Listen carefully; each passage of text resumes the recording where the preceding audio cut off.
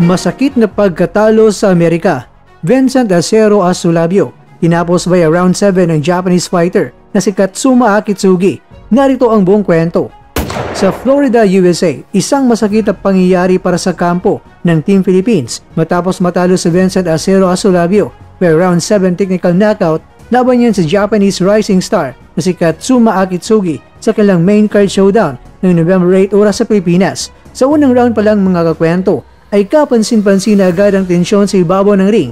Si Asulabio, bitbit ang gabay ni Coach Jack Tipura ay nagpakita ng agresibong panimula. Lumalapit, bumabato ng matitinding kanan at kaliwa at tinutulak si Akitsugi sa lubid. Subalit, hindi rin nagpauli ang Hapon na kilala sa matitinik na kombinasyon at disiplina sa depensa. Pagpatak ng round 2, doon unang sumabog ang laban.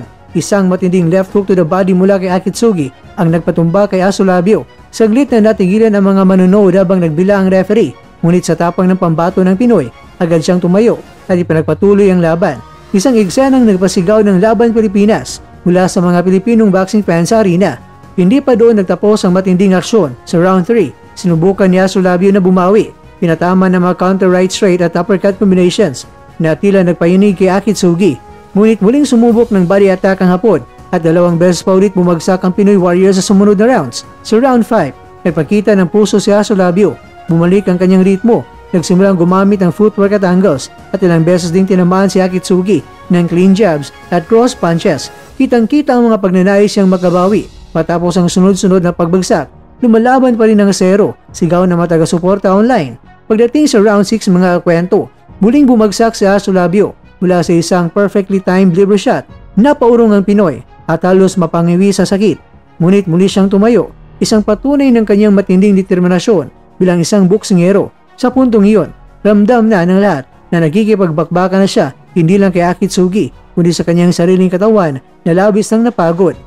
Sa pagsisimula ng round 7, desperado nang bumawi sa Asulabio. Pinasok niya ang depensa ni Akitsugi, bumitaw ng malalakas sa mga kombinasyon at sinubukang baliktarin ang laban.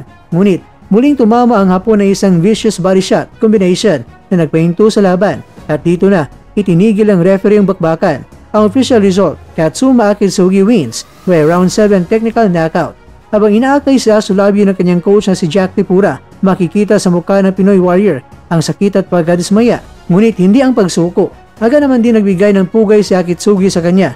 Ipinakita ang respeto sa tapang na ipinamalas ng Pinoy boxer.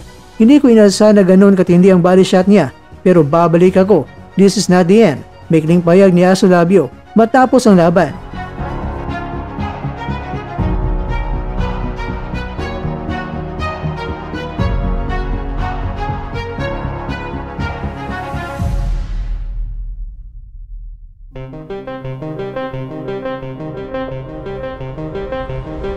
Mga kakwento, sa kabila ng pagkatalo, maraming mga fans ang nagpahayag ng support online.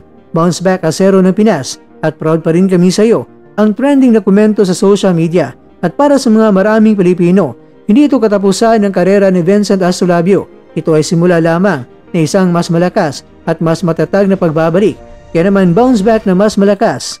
Kaya mo yan, times 10 ang Pinas.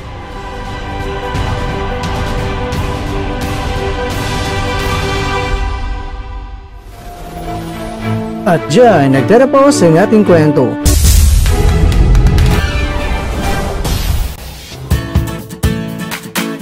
Maraming salamat mga kakwento sa inyong panonood. Pero baka naman mga kakwento ay nagustuhan niyo po ang kwento natin ngayon. Baka pwede niyo po akong mabigyan dyan ng like, subscribe at pa-click na rin sa bell button.